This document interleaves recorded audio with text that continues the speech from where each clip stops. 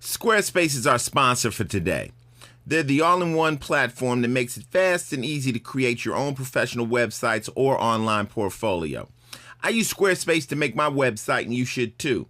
Just look at the icedfinallevel.com site. It took me about 2 hours to make, and it looks just as good as any website that any designer has ever made for me in the past. Start with a free trial at squarespace.com with no credit card required. When you're ready to purchase a plan, get 10% off with the offer code ICE.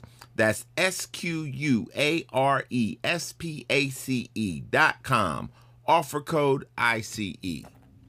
Upon initial contact with Ice-T's music, I had envisioned him to be an ill-mannered and psychologically unstable man with an extremely uneducated and barbaric frame of mind, whose raps displayed nothing but ridiculous jargon, shocking sexual audacity, and repulsive images of the ghetto. However, after further analysis of his music, I can deduce that he is the epitome of anti-disestablishment terrorism, who embodies the entire spectrum of the urban experience and struggle. But to make things more plain and simple to the layman, I find Ice-T to be the dopest, flyest, OG pimp, hustler, gangster player, hardcore motherfucker living today. To be honest, I am totally and completely on his dick. Welcome to the Ice-T Final Level Podcast, featuring your co-host, Mick Benzo, and your host, Ice-T. Hey, yo, what's up? This is Ice-T, and we're back with the Final Level Podcast. Podcast number 4 with Mick Benzo and Ice-T. You can catch me on Sirius XM. It's the longest-running hip-hop show in existence. Zulu Beatz. Nation, stand up. That's what's up. So, once again, I like to thank all the new listeners. This is becoming a viral thing. People are telling a friend. And like we said, most of our listeners have never even listened to a podcast before. So this is definitely a word of mouth thing. But I want to give a special shout out to all the Dungeons and Dragons people that came in since the last podcast because of, my explanation of doing a Dungeons and Dragons book. And y'all have been phenomenal. I mean, I'm watching y'all on Twitter. It's nothing but love. And let me clarify something. When I said I did the Dungeons and Dragons book, don't get it twisted. I didn't say I didn't like it. I just said it was difficult. You know what I'm saying? I have nothing against Dungeons and Dragons, geeks, or nerds. I tell you, I just hate dumb fucks, okay? So I went to do it. Now, think about it. What wouldn't Ice-T like about a dungeon or a motherfucking dragon? That shit sounds dope to me. So I'm not that familiar with it, but I'm becoming more familiar every day, and I'm definitely going to play a game. I want to be a dungeon master. People actually told me I should start my own game. I think I'm going to call it Basements and Gangsters or Ghettos and Gangsters or something like that, and do it similar to this because this seems really cool. But when I said it was difficult, that's what I was talking about. Reading it was difficult. Let me explain to you some of the other things I had to do during the reading of this book. I had to act out all the characters' voices, Mick. Oh, you act out. How many characters was it? There's like 5 characters. There's like 3 women. Imagine that. Then 2 other guys that are jumping around, flying around on horses. Then I had to be the voice of the sword, but the sword talks in the motherfucker's head. So I got to be a voice of like a conscience. Right. And then all these motherfuckers decide they want to have conversations. And people like, oh, well, the words aren't that hard. Dude, the main motherfucker's name is Trizd, like Trizzzt, Der Odin. All right? Trizd Odin. Okay? Now, when the other person talks to him, they don't go, A, they say, and they say their name before. Like, if I'm going to talk to you, I'll say, and Mick Benzo, I'd like to tell you this. And you go, and Ice-T. It's like trying to read an entire animated feature, but you're all the voices, and you're trying to do it in line as it happens. Man, I was losing my motherfucking mind, man. But at the end of the day, when we finished it, it sounds kind of dope. If I put my name to something, it's going to be good. As good as I can possibly do it. I'm not taking anything lightly. I know, this is something that has a serious fan base, and I want to make them proud of me. And who knows, maybe one day, first I said I'd never do it again. Who knows? I might do another book. I might, this might be a new thing. The motherfuckers might like my voice. So our podcast listeners can look forward to that book being put out soon? Like I said, I'll keep you abreast of when this shit comes out. But thanks for all the love. And all the people out there that might have misinterpreted what I was saying. Oh, Ice-T, he was dissing Dungeon. I wasn't dissing Dungeons and Dragons, you sensitive motherfucker. I was saying the shit was difficult. I was admitting my failure at trying to read it. But I also, I'm not going to be able to say I could read a fucking book on quantum physics or microbiology either. You know what I'm saying? The shit was hard. And also with, after, we did put it out there that I read the book, we got crazy emails, fans. One fan, rewrote Cop Killer, but in Dungeons and Dragons slang and words. It's just been overwhelming and stuff. So, people start sending me pictures of dragons and stuff. And, I mean, who better a dragon master or a dungeon master than Ice-T, Lord Ice-T. What I saw a lot of people responding in Dungeons and Dragon in reference to you say you're the Lord of the podcast. Lord of the podcast. Yeah. I'm the master of the grandmasters. Master of the grandmaster. Yeah. Dungeons and Dragons, that's going to be a hell of a goddamn Audible book, though. This episode is brought to you by NatureBox. NatureBox is a dope subscription service that sends you great tasting snacks right to your door. NatureBox is great for the home, office, or the player on the go. I just started using NatureBox, and they got the best Fuji dried apples, banana bread granola, and chili lime pistachios I've had in a long time. For 50% off your first box, go to naturebox.com/iced. What are you waiting for? That's naturebox.com/ICET.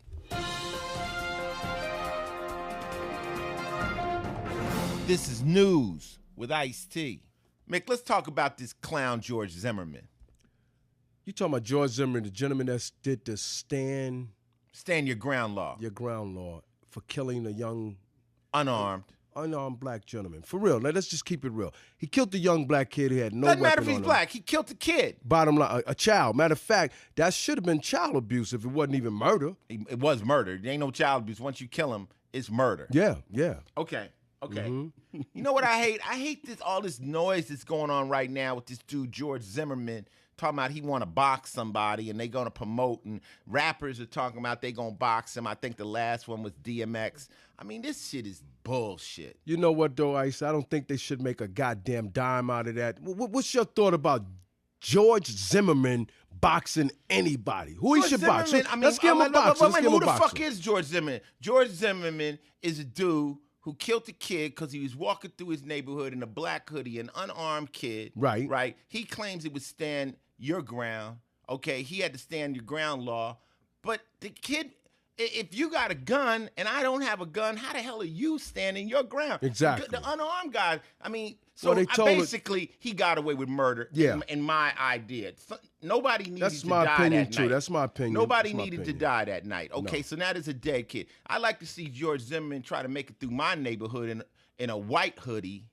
Right. In the middle of the night. With a pack of Skittles, too. Yeah, So anyway, my thing is no, he's not a celebrity. People should not make these cats celebrities. I mean, what's this motherfucker gonna be on Dancing with the Stars next? Yeah, that's his next stop. So I'm just and if this motherfucker wants to fight, obviously you can see I don't like George Zimmerman. Right, but neither do I. If this motherfucker wants to fight, why don't we get an inmate from prison who went dope. in for murder? Oh, that's dope.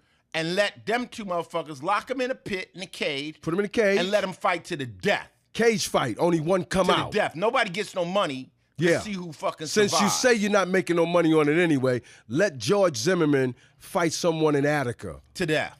In a cage and only one come out. I'll promote that. We'll promote that for you, George. On our podcast.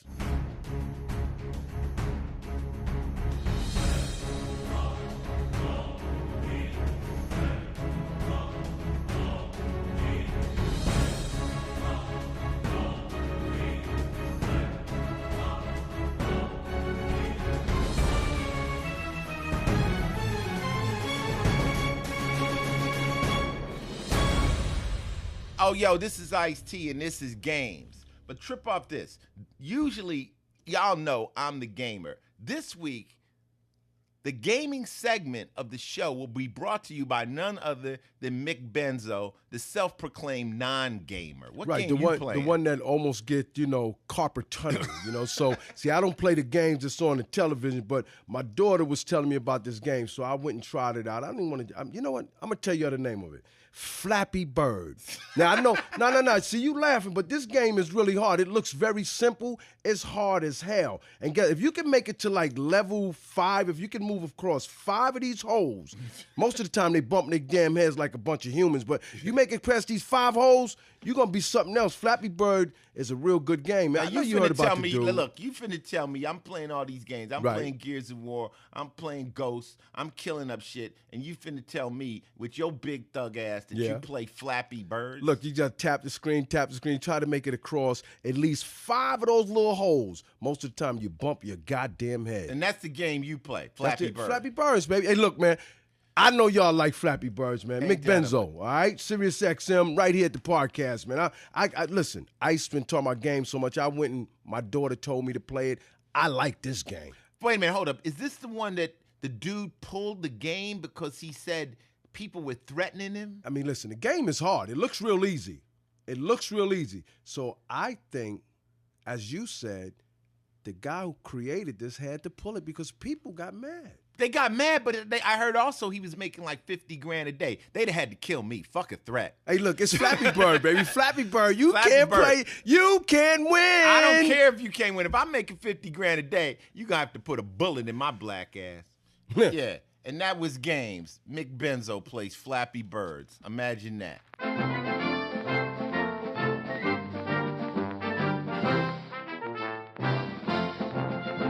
Okay, this is Ice-T. And let's talk about sports. Super Bowl, Mickey. Super Bowl 38. I mean, 48. Yeah, I'm sorry. I didn't mean to say it was dirty 8. Super Bowl 48. Over at Ice-T's house with Ice, Coco, a whole bunch of people from other, TV shows. Food. Oh, no, the food was great, man. I think that was better than the damn Dirty Bowl. I mean, damn Super Bowl. Who were you rooting for? We were all, everybody in the house. I'm not going to pull back. I know it's late. I know y'all done heard about it, but I was rooting for Denver. I was really rooting for Denver. And I mean, I'm one of the loudest persons at any goddamn game. You cannot tell me that my team ain't gonna win. Mickey stands up during the whole game. And I think I'm in the damn game. But the first snap in Super Bowl 38, 48. I want y'all to understand. I keep saying DIRTY, dirty 8, because that was dirty.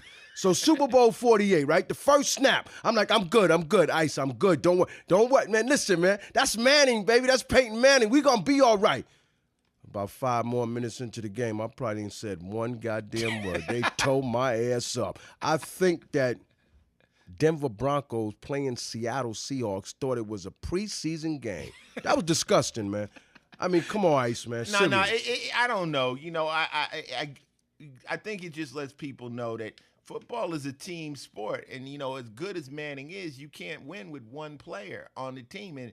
And Seattle came in there hyped. I mean, them boys was jumping around, they was moving around, and people knew he's a great quarterback. But no, you're throwing into the best defense, and I think they came to play. It just didn't seem like Denver showed up. We watched it. Over here, everybody was trying. You know how you got the game on and we got the surround sound going. Ooh, I thought we was at the stadium. Second half, we thought, okay, maybe second half after that coach goes in and, lights that fire. And when the dude ran the ball back, a whole goddamn we turned touchdown. The sound off. Man, listen, I was done, but I was still thinking. I thought we could win. We turned the sound off in our house and started listening to the new Body Count record. Yeah. We went Body Count. We had a listening party. It got the Super Bowl, man, and respect to the teams because it takes a lot of work to make it to the Super Bowl. But I think it was just a disappointing outcome. Respect out to Denver. Seattle, you deserved it. You whooped that ass. That's how you win. You whoop that ass. It cannot be denied. And you know, I think a lot of people mirror our feelings about that. Everybody kind of was like, damn. No, I definitely want to speak about that because I thought Denver was going to do it, and we got our ass towed. You was on the phone with Sugar Ray yelling at the Yeah, beginning about telling him you that wasn't his team accepting going, his call. man, listen, I lost my ass off. Lost my ass. But on another note, man, you know, that's the Super Bowl. I really enjoyed it, though, but guess what? Seattle, you were the best team. Sorry to say so. You guys are the best, though.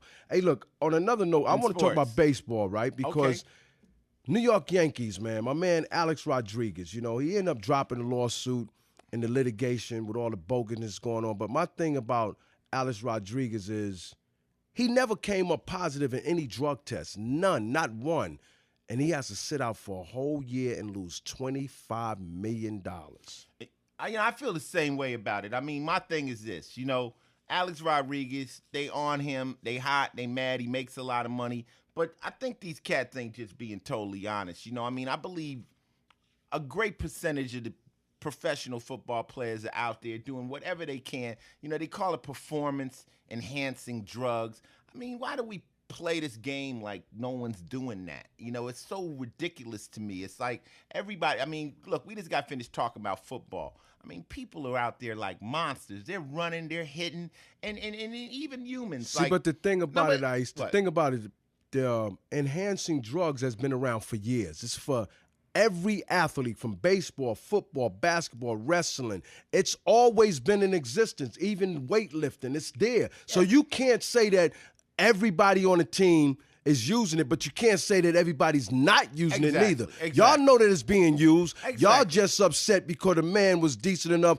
to tear up that goddamn baseball field and you couldn't catch him. So you made an example out of him. And he bowed down for it. It's corny to me, you know what I'm saying? And people like to go into this self-righteous thing. Let me tell you, if there was some type of drug that I could take and I would get an Oscar next year, I'd be on that shit right now. You know what I'm saying? Tie me down. I mean, it's because people are trying to get a competitive advantage out there, and everybody else, I mean, not everybody, but there's a great percentage of people out there on it. So I think that they kind of just crucifying Alex, and it's corny to me. You know, it's corny, and especially, did you see the doctor that came out? Oh, come on, man. That Come said on. I was doing it. You know what's funny about the doctor? The guy says he was going to give him $20,000 if he shut up. You know that's a damn lie. You know that's a lie. But guess what, though? Alex Rodriguez loved the game of sports so much he just bowed out so we can think about playing baseball.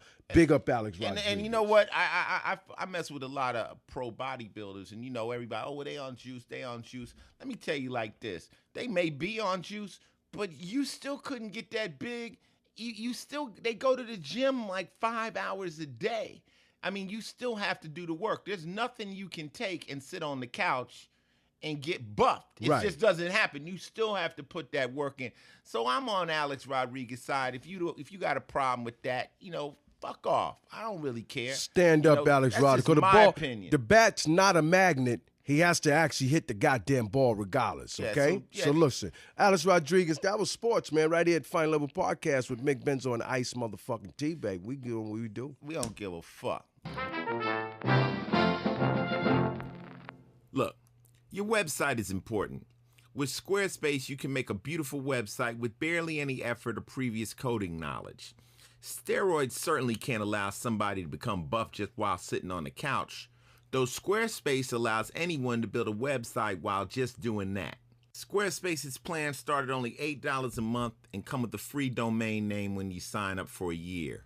$8 a month.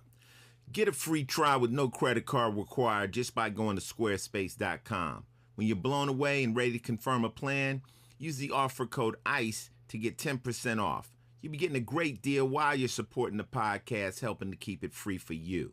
That's SQUARESPACE.com, offer code ICE.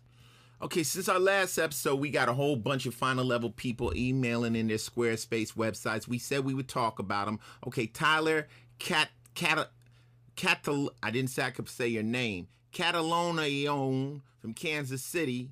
I built one called HappyRockDiscountSmokes.com on Squarespace with the offer code ICE. I never smoked before. No, I'm not a weed dude, but I ain't never seen a smoke shop that had a website that looked this dope. Matt Butchelholtz built how do you say this? CRIT critjuice.com. This is a Dungeon Dragons podcast. I mean, these guys maybe haven't taken showers for days, but their websites look good, okay? We even got some celebrities emailing us with their Squarespace websites. Comedian Willie Barcena built a new website on Squarespace. He's selling merchandise. He got his tour dates, video clips, you know what I'm saying? He's getting his money, and it looks good. Trust me, if these guys can do it, anybody can. All these websites look great on the computer, on the cell phones, tablets, as Squarespace optimizes your pages for everything. Thanks again to Squarespace. Please support them since they support us. Final Level Podcast, baby. This is TV. Coco got in this every murder show. I mean, she's got Investigative Discovery Channel. Then next to it, she got this other show called Snap. Is that a comedy? Snaps? They telling jokes? This is wives murdering their husbands, man. It's like on and on and on and on. And I'm looking at her like, bitch, what do you got plans for a nigga? Where you trying to find? Oh, she's setting it up. Are you trying to find the correct way to do away with me? What's the name of the TV show? One's called Snapped, and that's all about women killing their husbands. Ain't And that then a there's bitch? another channel called Investigative Discovery, which is just murders. I don't think I'll let my wife Toya watch that shit, B. Yo, she's watching it. Oh, no way. No They watching way. it. But I started to get off into it, and it's crazy what people will kill each other for and how small it could be. You know, now me, coming from the street, Okay. growing up around a lot of tough people, you know, very rarely is murder plotted out. Usually somebody's coming to get you. Usually somebody's robbing somebody. Right, and Usually and it's it defensive. happens. It's and it not happens. like right. it's They not didn't like plan it out. They ain't plan it out. let's go murder. Premeditated. That's premeditated. They Murder don't premeditate it. Yeah. I mean, it might be a payback murder if you're in a gang, but Right. just looking over at your spouse in the bed and saying, I'm about to kill this motherfucker. Did they kill him when he's asleep? And, you Dog, know? they kill him when they sleep. They poison him. They get a boyfriend to come kill him. They find hitmen. There was one lady the other night I'm watching. This bitch trip out this. She decides she gonna make it look like a suicide. So she gets a gun, shoots her husband in the head, goes to lunch with her kids, comes back, he ain't dead. Then she shoots him again. Snaps. She shoots him again in the head and then said it was a suicide. How you shoot yourself twice in the head? One thing I've always noted about men and women, remember this, if you're ever in one of these snap situations, gentlemen and women, men are logical, women are emotional. If a guy pulls a gun on you, you might be able to talk him out of it. You might be able to say, yo, dude, you're going to go to prison. Is it, you know, and, Right. And his Talk him brain down. might go, Right. you know, that's right. A woman, she's emotional. She gonna shoot you, then cry Then over cry you. about it. Then say she's sorry. Then say my she's baby, sorry. My baby. So, guys, if a woman ever pulls a knife on you or a gun on you, get Move the out fuck their way. Move out of their the way. You're not talking her down. She's emotional at that point, and you're gonna die. She's gonna do it. That's what I Just learned move. from the show. The women are gonna kill you. Period. You know. So every time, you know, me and Coco don't get in no big fights or nothing like that. But, you know, I better not wake up in the middle of the night and see her looking at me. Just staring at him. Just stare. What the hell? Nothing. I'm just looking. Snap. And that was TV. Check it out at your own risk. In the criminal justice system, sexually based offenses are considered especially heinous. In New York City, the dedicated detectives who investigate these vicious felonies are members of an elite squad known as the Special Victims Unit. These are their stories. Okay, this segment right here is called Behind the Scenes of SVU. Last week we talked about behind the scenes of Ice Loves Coco, so why don't we mix this up? People have been asking me a lot of questions on Twitter. On Twitter, I'm at Final Level. They've been like, well, what's the difference between... A reality show and regular TV. And regular TV. So there is a difference. Come on, you know, you was on long. Yeah. But I want our audience at the podcast to know that there's truly a difference of an actor and someone acting. And reality shows. Mm-hmm. So what? I guess I'll explain reality shows first. And this is from somebody who's been on a reality show, did 3 successful seasons. This is the difference. Reality shows are based on reality. It's kind of like you're doing a sitcom with your friends.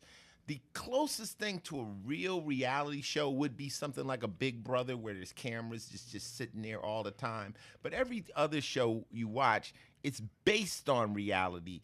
It's kind of like, how could it be reality if I'm walking down the street and I go in a store? But it just so happens there's a camera crew in the store and everybody in the store got microphones on. You see? So you know who's going to be in that scene. What happens is you'll go in and you'll do your thing. They won't tell you what to say. That's the reality part of it. And whatever happens, happens, and then they edit that into the story. But when you walk into a restaurant, they know you're going to be in that restaurant, and everybody that's in that scene knows they're in it because they got on a mic. Exactly. They mic'd up, right. Now, the question is, how real are they? Well, some people, they're just real in front of the camera. They don't care. They just let it go. Like I was saying, the Hollywood Hillbillies, they don't seem like they care. They don't give a fuck. I didn't really give a fuck. I'm just going to say what I got to say. You know, we were just honest, and I think it showed. But some people, you put the camera on them, and they act a fool. They turn into somebody else. Yeah.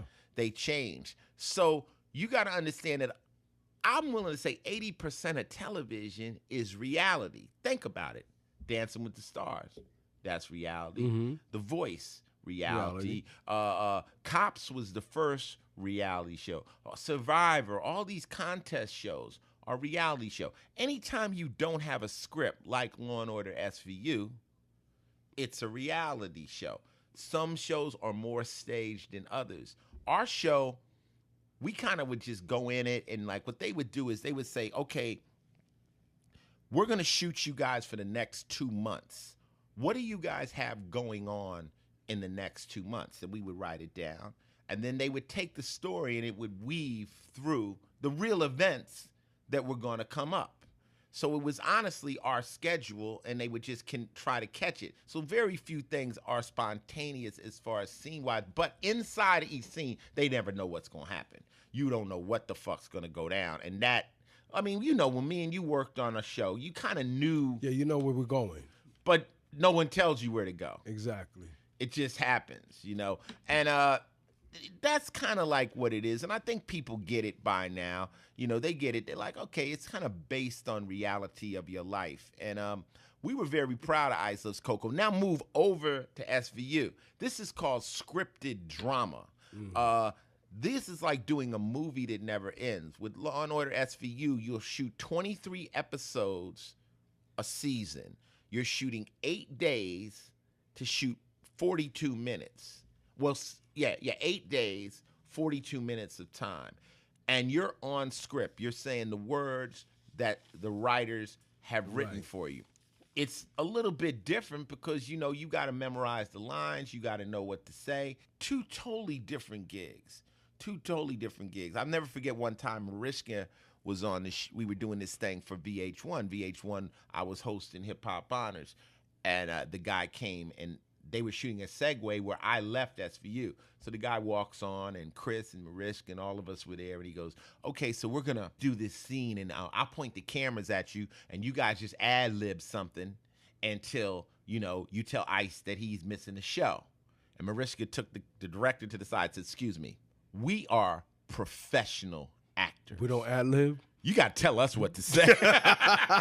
We don't ad-lib here. You got to tell us what to say. We don't ad-lib. So it's two different worlds. But being on SVU for all these years, you know, me coming in as a rapper who had made a few movies and then got on the television, after acting for 15 years, every day I feel that I've gotten acting now. It's an acquired skill.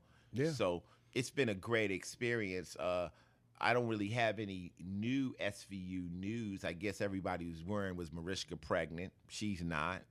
But you know, stay tuned. Like I said, the big news on that show is who's coming into that office. Somebody new. It's coming into that office. Can't wait. So can't spill it. That's the difference between reality and scripted drama. And you know, it's no puzzle. You know, if you think about reality, there's like one scene we did in Ice Loves Coco where Coco's sister was having a baby, and me and Coco were out in the middle of a lake in a boat. And had to come back in. Right. And people were like, wow, you were really on that boat. I'm like, with a cameraman? How the fuck did they shoot in the boat if there wasn't a cameraman in there with us? So there's lots of things that I guess, and I hope people are, oh, Ice, you're bursting our bubble. I'm like, okay, if you want to live in some world, a fantasy world, you know, and I'm not saying that to diss reality shows. I'm just here just to give you, I think it's common sense. You know, reality is based on reality. And that was television and behind the scenes of Ice Loves Coco and SVU in one. And this segment is called I'm Not a Hater, but I Hate Shit. You know what I hate, Mick? I hate these commercials that come on TV about the drugs that they're telling you to take a drug because something may be wrong with you. Oh, so when you tell me if I got a cold, right, or I got a sore throat, right, and they tell me to take a Sucress, right, but my ass gonna tighten up later, I ain't gonna be able to shit. Right. The after effect. After effect is a motherfucker, man. That's why I don't take medicine, man. The side effect is worse than the problem. You got a problem with your leg. They telling you, you know, my favorite one is the side effect of this might be sudden death. Oh, no, how about when they say, if you take this, it may cause you to think suicide. If it does, I need you to call your doctor. What the fuck you giving it to me for then? Another one says you will get mania. Oh, man. A side effect is mania and then anal leakage. Right, I told a person I had a nose, my nose was very congested. They said, if you take this, though, you might get constipated. What the fuck that got to do with my motherfucking nose? It moves Move the mucus to the ass. What the fuck is going on? Hey, man, hey, Iceberg, this is crazy. It moves the mucus to your ass. That's crazy. So it tighten up your, oh, my goodness. And then the commercial's like a minute. 10 seconds is the drug, and the whole end of it is the disclaimer with a dude talking like 300 miles an hour, right? So you got to read and listen to this stuff. I'm just like, yo, man, why would I take any of these drugs? And then if you like Chris Rock said, if you watch enough of them, they'll convince you got something. They like say stuff like, are you tired after work? You know what's funny? Like, hold up, Mick. They'll say shit like, are you tired after work? Like, who the fuck isn't tired after work? If you work, you're tired. Yeah. And they want you to take a pill talking about it can keep you up all night.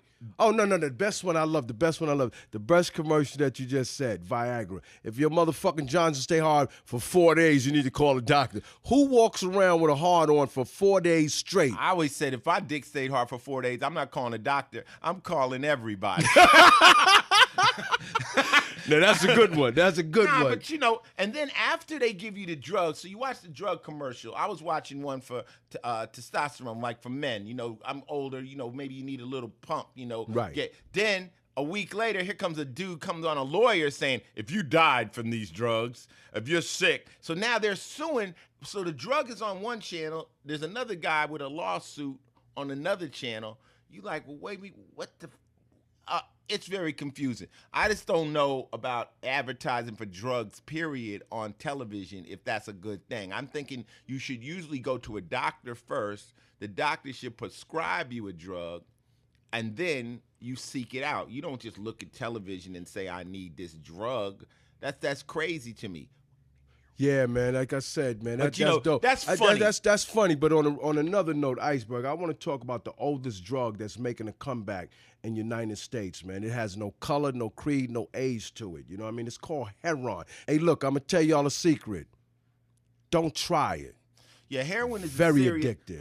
Heroin is on a comeback now. Yeah. You know, and it's becoming popular. You know, and it's interesting. You know, like my son is about 22 years old, and, you know, he smokes a little weed. And I told him, I said, you know what? I'm not ever going to get at you about, you know, weed or, you know, having a little drink now and then, but stay away from the hard drugs. That's where I got to draw the line. And the thing of it is right now, these things are becoming popular. But the problem is also you got to figure out, what makes somebody want to start doing heroin. There's I a lot think of what it issues is, too, though, it's along. television. Television keep promoting it. When they telling you that people have passed on or did this and did that, and they are the ones that are feeding this into our brains about heroin, unless you wouldn't even know about it. It wouldn't be there. I disagree. I think it's a subculture. I think there's kids out there that are really just looking for answers. A lot of depression is going on around the world. A lot of people are just trying to find a way out. Drugs really, are medicating another problem. When people are on drugs, there's something else that's bothering them, that's going on in their life. So they think that can actually make the problem go away. And we know it doesn't. No. And, we speak from the heart because we've had people in our We got close friends family. and we know people that do it as well, so we telling them the same thing. It ain't no good fucking thing to do, man. Leave the heroin alone. It does kill. I mean, in all drugs, I'm talking about alcohol, I'm talking about coke, I'm talking about crystal meth. All this stuff is very addictive. And, once it gets a hold of you, it's damn near, I hate to say it, but it seems like it's impossible to kick. And it takes a family and it takes people, and like I said, we got people in our clique. And people are like, well, y'all got money, y'all got this. It doesn't even matter how much money you got. It doesn't matter. It's very hard to get somebody to save themselves from addiction. So if you out there and you young, heroin, man, I never heard anybody say anything good about it, So I don't know why that would be even an option to get high. I don't even know why that would even be an option. I tell you one thing, drug has no age limit. Yeah. It takes everybody down. So it's on the rise. We want y'all to know from the Final Up podcast, man, don't get involved in that, man. Yeah, and don't go sniffing no damn sweethearts like you kids are crushing that up now. Now they getting high for candy. Ain't that a bitch? Yeah, people are going to try to figure a way to get a buzz. But, on a real tip, seriously, man, some of these drugs have a very negative connection. And why people decide it's a good idea, that escapes me. But from the Final Level podcast, if you do have a drug problem out there and you dealing with addiction, get some help, man. Don't be so big that you can't go to somebody and try to clean your act up. One thing Ice-T has always said, I've never gotten high. I don't smoke weed. Like I said, I might have a thing of champagne in my hand now and then. But, as far as just trying to get high on my ass and lay around, that never been my get down. I always felt it was non-productive. And me being an orphan, I always felt like if I ever hit the ground, I might not get back up. So I always had to take care of myself. So when I'm out and I'm partying, I might have a glass of water, and people respect that now. They go, okay, all right, in my life, I was like the designated driver before it was in, my boys. I remember I'll tell you a drug story with me. When I was growing up, I remember I had this dude, he was like, yo, man, hit the joint. I'm like, I don't want to hit the joint. Well, you a bitch if you don't hit the joint. I'm like, well, if I'm a bitch, why don't you make me hit the joint? And next thing you know, why you tripping? I'm like, nah, nigga, just fall back. Later on, the same guy, I won't mention his name, somebody else was trying to get me high. He like, oh, Trey don't get high. Now he's in my corner. And in life, when you stand your ground, that bully will now respect you for that. Because if he couldn't make you do it, ain't nobody finna make you do it. Exactly. So now my homies just decided, okay, Ice will always be the one that's sober. And it's serious business. So, we play a lot on this podcast, but every once in a while we touch on something that's serious to us. So this is not a laughing matter, man. Take care of yourself. Okay, listen. Your health is important. The reason why so many of these drug companies invest in medicine that has so many side effects is because it's hard to patent anything natural and charge their consumers high prices for it. Though it's not just about medicine. Eating natural food and putting organic products into your body is very important to maintain a top level of physical and mental health. But it's hard to find food that tastes good and is available conveniently and is reasonably priced. Then I heard about NatureBox. NatureBox is incredibly affordable, made with wholesome ingredients, is 100% nutritionist approved, and their snacks taste great. I dare you to try and find any snacks that taste this good. You can even get the pickiest kids to enjoy this. Let me tell you, that banana bread granola is the bomb. You can pick through a variety of 8 different types of boxes or let them surprise you with their discovery box. NatureBox is also available in 3 different sizes.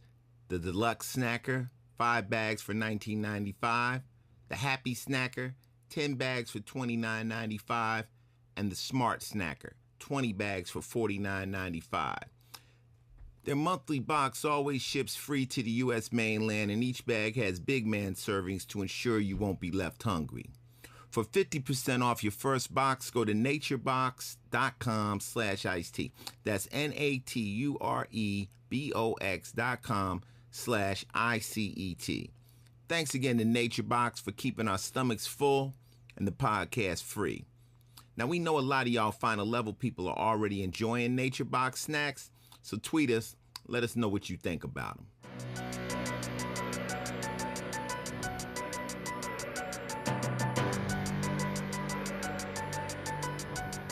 Hey, Final Level Podcast, and this is the philosophy segment. You know, one of the main diseases and things that are going on in our world right now is this epidemic of hate. You know, hate is just another word for envy. I tag haters as losers that talk, but everybody has haters. Everybody out there. Hate is like the byproduct of love.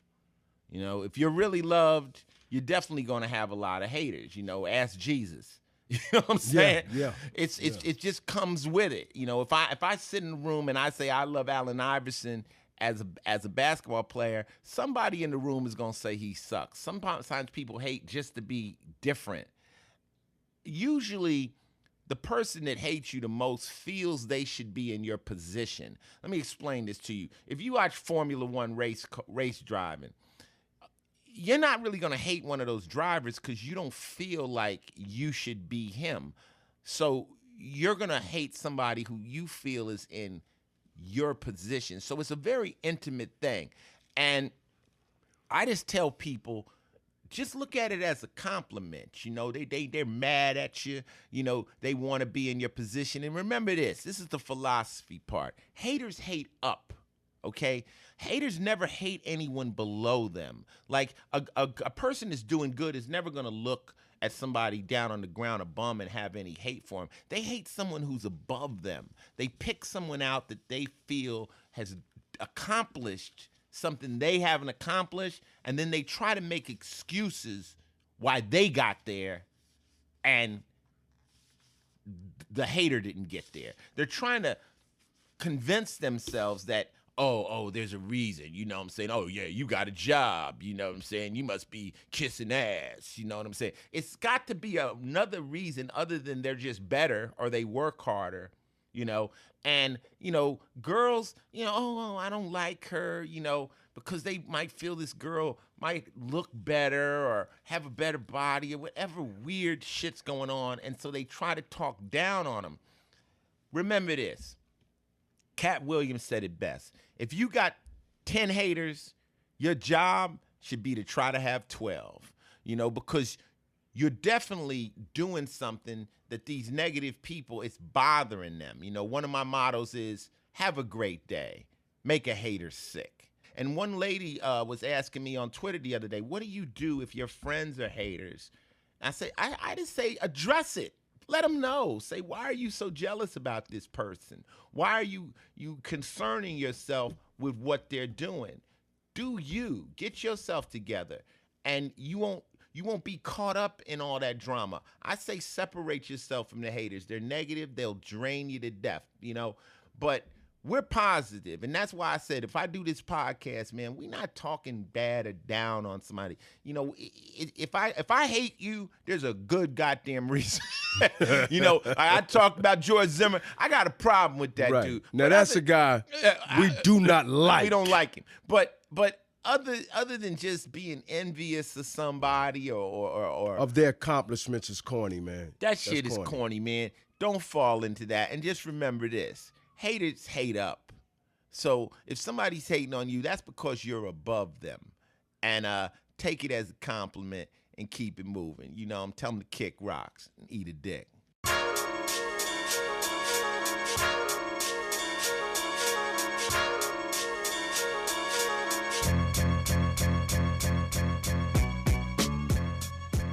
Yo, this is Ice-T. Let's talk about music. The Art of Rap is the first Ice-T film, and I really felt I had to do this movie because rap music saved my life. When I first heard rap, it just blew my mind. I ended up coming to New York and met with the masters, and they told me one thing: rap music requires skill. This film isn't about the money, the cars, the jewelry, the girls. This film is about the craft, what it takes to write a rap, what goes on inside the head of the masters. We go from South Bronx all the way to the West Coast. This shows you how powerful rap music is, how it's changed the world. This isn't a game. This is the art of rap. And this is Mick Benzo, right here at Final Level Podcast. I want to talk about, since I'm a Zulu Nation member with Africa Bambaataa, and music is something that I've grew up with for a couple of years, like 40 of those things. I watched Tony Braxton and Babyface on TV One a couple of days ago, live concert. They don't do music like that no more. That's what I'm kind of missing in the music industry. I mean, we talk about hip-hop and R&B, same shit, but it's all good music. But ain't no good music out here, man. Your live music. It's missing that for real, man. And I can't understand why we don't understand that. They use a lot more gimmicks on stage. I want to use this right here. I love Beyonce to death. She's dope. She's dope. She hangs out the president's house. She didn't have to get up on BET and look half naked to do a show. We know who Beyonce is, and she can sing. Like seeing but she can sing though. She don't need to keep doing. She can really sing. She don't need no more gimmicks. Well, Beyonce's a winner. I think that's part of her image, though, Mick. I mean, it's not so much. I think Madonna and certain women, that's just they get down. And Beyonce, also think about it. Beyonce just had a baby. And she looks good. So maybe she want to let these girls, she got haters. We don't think, Beyonce got haters. Yeah, so definitely. Maybe people were out there, she might want to, it might have been a female thing where she was doing that more for the girls than us. But guess what? She still could sing, and that's the kind of music she definitely we need, could blow. I want to, Bruno Mars, now we talking about music, I think Bruno Mars shut the Super Bowl down. He did great. Dope, did phenomenal. Great. Yeah, he killed it. And people, Bruno this, Bruno that. I mean, if y'all don't know, and leaving Las Vegas, Bruno Mars was 4 years old. He was the world's youngest Elvis. This man paid his dues. Red Hot Chili Peppers, good friends of mine, Anthony, Flea, seeing them on stage. That was a great thing. Another music thing I saw recently. Go ahead, Mick. Let me say to Queen Latifah, one of our hip-hop historians. Yeah, she was there. Did a great thing at the Super Bowl. See, we're not going to leave out, hip-hop is probably one of the biggest things that came out of USA, man. Out of America, really, man. No, I was happy to see Queen Latifah there. That Queen was my did dog. Great, man. For and real. Sound good, too. Yeah, me and Queen Latifah had to clear a bar out one night, punching motherfuckers you don't even know about that part. Oh, they don't know about that part. Me and They're Latifah gonna had to thump one night and let some people know when we were out on tour together. Me and her had to bang on some cats. She's not a game. If you ever got to fight Latifah, put both your fists up and get ready. Right, don't be windmilling. No she's windmill. She's boxing. She's gonna knock your ass out. Another thing I saw on music, I watched the Metallica movie the other night, and it was incredible. People that have never seen Metallica live, the movie was dope. They have a concert film out, and I've been fortunate enough to play with Metallica, but I thought that was a good movie with them live and stuff. And on another final music note, got some update on Body Count?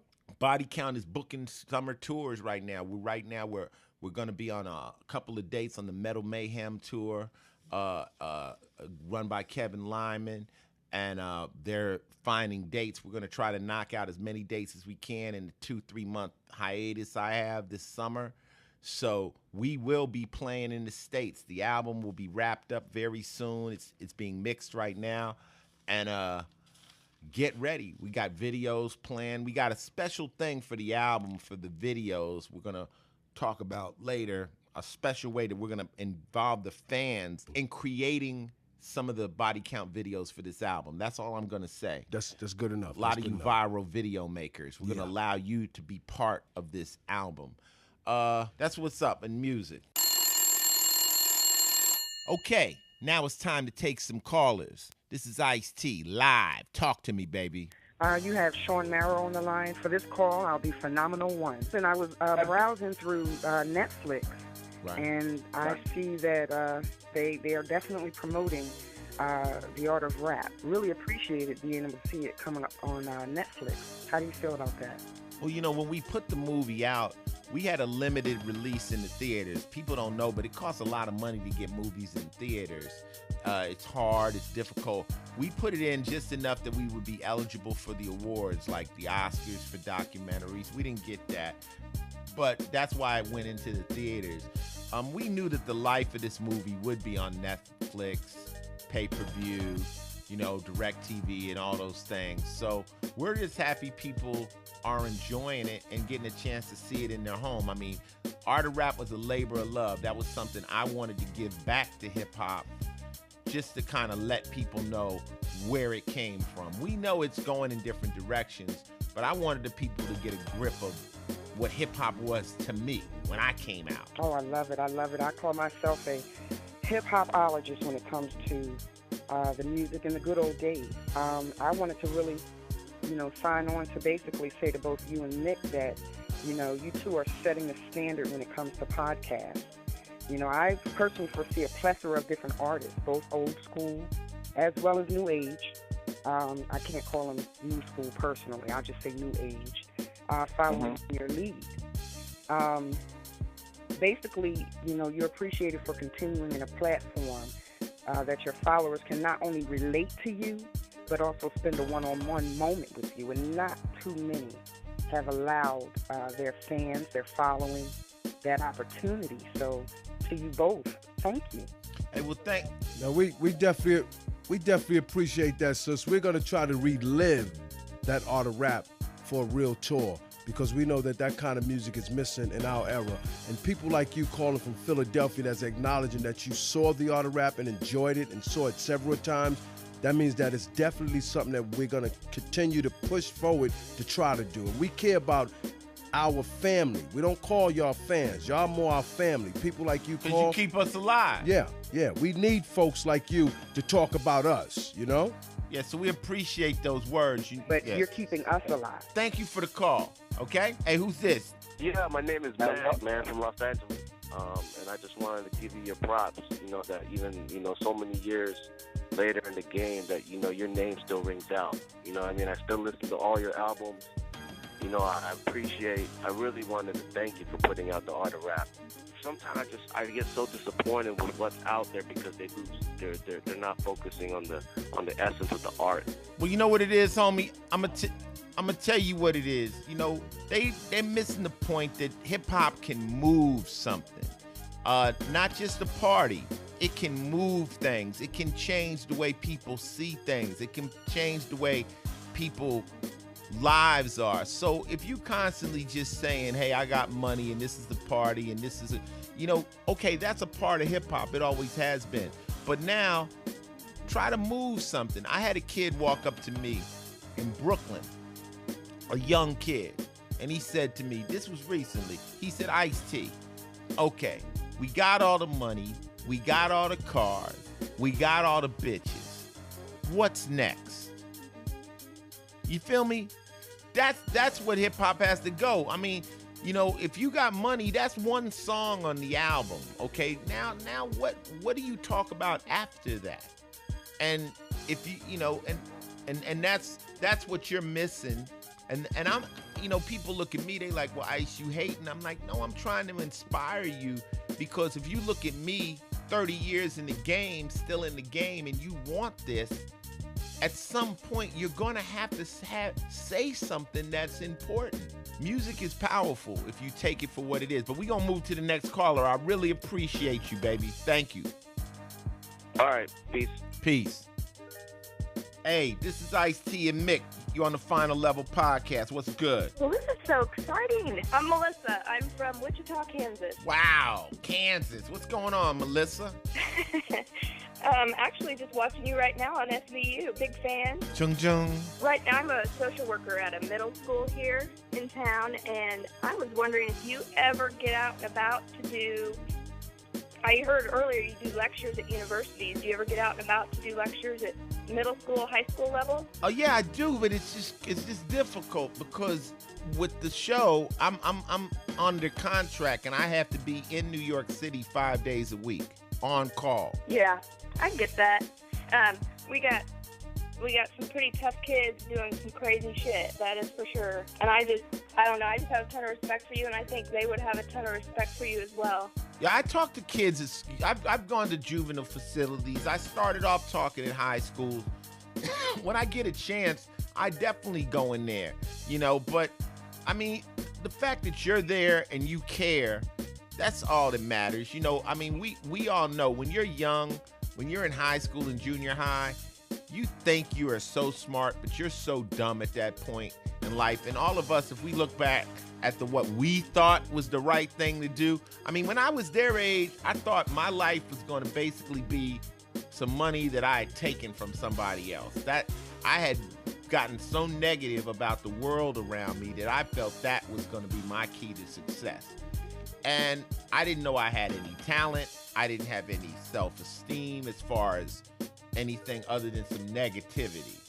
So I'm a totally different person now. And, you know, it's hard, you know, when you're young. It's definitely hard. So I understand. You got to have compassion for these kids. They're not stupid. They just don't know. Yes, they don't know. And a lot of them come from areas where they're just trying to survive every day. Hey, I got a song on my new record where the hook, it says survival makes you bloodthirsty. You know, it's when you're pushed against the wall, and that's just human nature. You know, if you don't have anything to eat or a place to sleep or any heat in your house, you're not very creative at that moment. You're trying to survive. You can become artistic once you have creature comforts, once you have food and you got those things. Okay, now let's get artistic. But when your back's against the wall, it's hard to think about much other than survival. You're so right. It's human instinct. Hey, but thanks for the call, all right? And tell a friend about this podcast. You'll be on the 18th. Okay, will do. Thanks. Hey, this is Ice-T and Mick. You're on the podcast. What's good? This is Brad Bannon. I'm calling you from Cary, North Carolina. It's right outside of Raleigh and Durham. That's the business. What's happening, man? Well, first of all, I want to say this. You might say this is a dream come true because I've been a fan of yours since the beginning.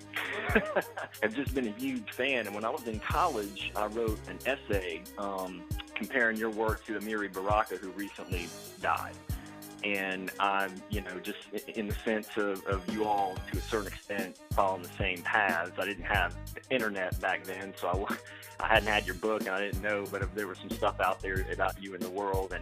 And I was just wondering, I heard you talk a little bit earlier about these lectures, but have you ever seen or heard of any courses that, you know, not just lectures and having people come in, but actual courses that you know, teach rap, hip-hop, especially early stuff, as poetry, like the African American poetry class that I had 20 years ago in college? I don't know.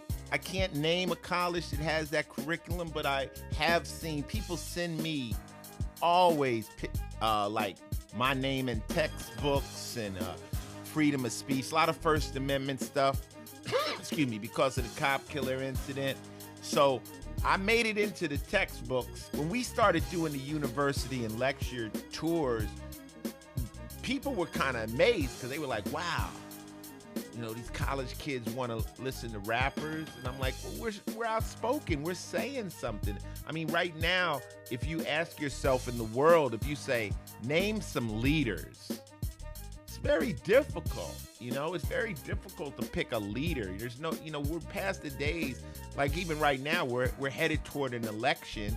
You know, people want to say they hate Barack Obama so much, but I'm like, okay, well, who's next? Well, and I remember, you know, along those lines, you know, it wasn't too long after, you know, I went from undergrad when I wrote that essay to law school, and we were, you know, I took a First Amendment course and we talked about you, and you know, I basically said, you know, this is something that, you know, you've seen and heard other people do, other artists in other forums, you know, talk about killing police officers or portraying themselves killing police officers. And, you know, it's not, if it's okay for Clapton to shoot a sheriff, you know, in circumstances, then I don't know why everybody's getting all worked up about Ice-T. But do you see any, for somebody like me who, I mean, I will admit, I don't listen to radio and I don't keep up really with new and emerging artists, but do you see artists today that are I mean, I know there's still hip hop and there's still rap, but do you see artists who are as conscious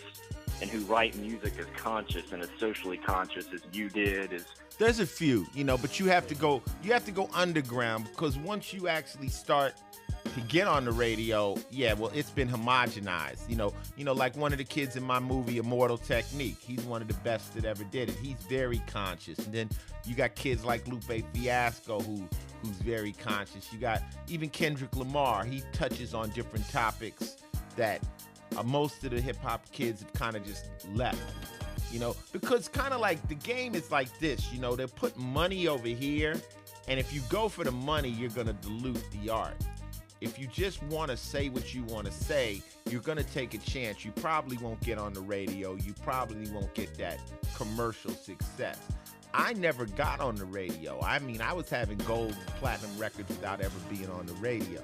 So here I am now on a podcast, which once again is where I belong. When you bring the art of rap tour, please bring it around Raleigh, North Carolina. That's the business. We make sure we see you there too. Thank you very much, and keep telling people about the podcast. We're trying to get to 1 million downloaders. You know what I'm saying? People said all you need is 100,000. We already got that. We want to get to 1 million. I want to get. The beauty of this is if I'm getting this just talking shit, then we should get 1 million real easy, because this is easy. Because I'm just being Ice-T for y'all. You dig? I'll be a soldier for the podcast. Hey, that's what we need. What do you think, Mickey? The calls are incredible. This is our 4th Final Level podcast. We hope that you enjoy it, because we enjoy y'all and all the people that have actually downloaded this. So I want to give a few shout-outs to some of the people that hit up Ice and Mick at gmail.com. I want to shout out to Jake Flanagan, William Hoffman, Aaron Hankins, Lizette Simmons, Michael Patrick Rogers, Wayne Johnson, Sarah Sassy, Kareem Harper, Shannon Gonzalez, and Louis Romero. Want to give y'all a shout out for checking into the Ice and Mick at gmail.com. Y'all keep them coming, and we do check every email. Thank y'all very much. If you are listening, do me one favor. Tell one more of your friends, and I'll be satisfied. Yeah. I'm Mick Benzo. And I'm Ice-T, and we only do this because we having fun. We out. That's how I'm living. That's how I'm living. That's how I'm living. That's how I'm living. That's how I'm living. That's how I'm living. That's how I'm living. That's how I'm living. That's how I'm living. That's how I'm living. That's how I'm living. That's how I'm living. That's how I'm living. That's how I'm living.